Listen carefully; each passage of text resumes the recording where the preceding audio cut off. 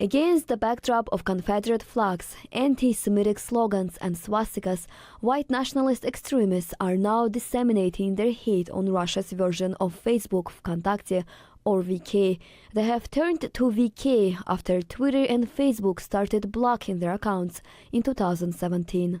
I mean, we in the alt-right, we like to complain. We like to talk about how oppressed we are right now, being deplatformed and shuttered and such, but we haven't seen the iron heel yet. We haven't even begun to. But we will. It's coming.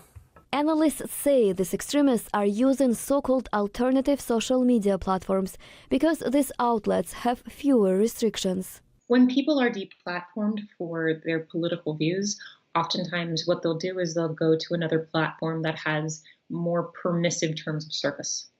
This is why people move from Facebook or Twitter to platforms like Gab or Telegram or VK. But I also think it denies them what they're really aiming for, which is a sympathetic audience. They then are talking only to people who agree with them and not to people in the general public. White supremacists have a relatively small audience at VK. For example, one prominent American white supremacist, Alabama-based neo-Confederate Michael Hill, has only 151 followers Vkontakte and 434 friends. Banned by Facebook, his anti-Semitic, Islamophobic, anti-immigrant and pro-slavery group aims to create an independent country made up of the former slave states of the American South.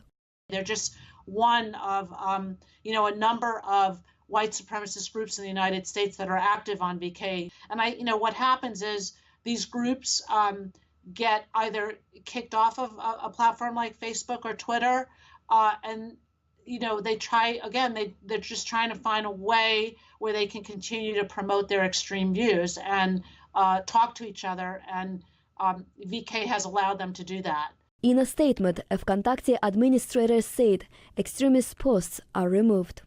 Vkontakte strongly opposes incitement of violence, extremism and illegal content. We remove such materials and block communities and pages that distribute them within a few minutes after user complaints. Some extremist accounts are blocked, but others are freely publishing their hateful messages that include calls for violence and even murder.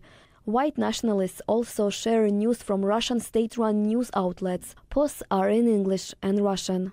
Former white supremacist Shannon Martinez, who now works to de-radicalize extremists, says that for racists, social networks are a source of empowerment.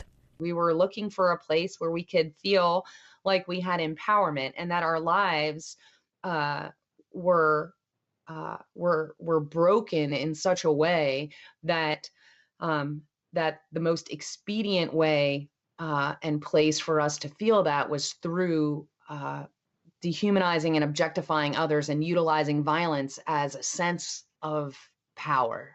And disengaging involves the rehumanizing of people that are part of this ideology, and beginning to see those that we are projecting our self-hatred onto, that they're human beings, that they're not just ideas. Martinez adds that blocking measures by Facebook can be an effective disruption tool for extremism, yet the existence of these alternative platforms serve to strengthen and deepen the commitment of alt-right extremists to their ideology. Anusha Vitisyan for VOA News, Washington.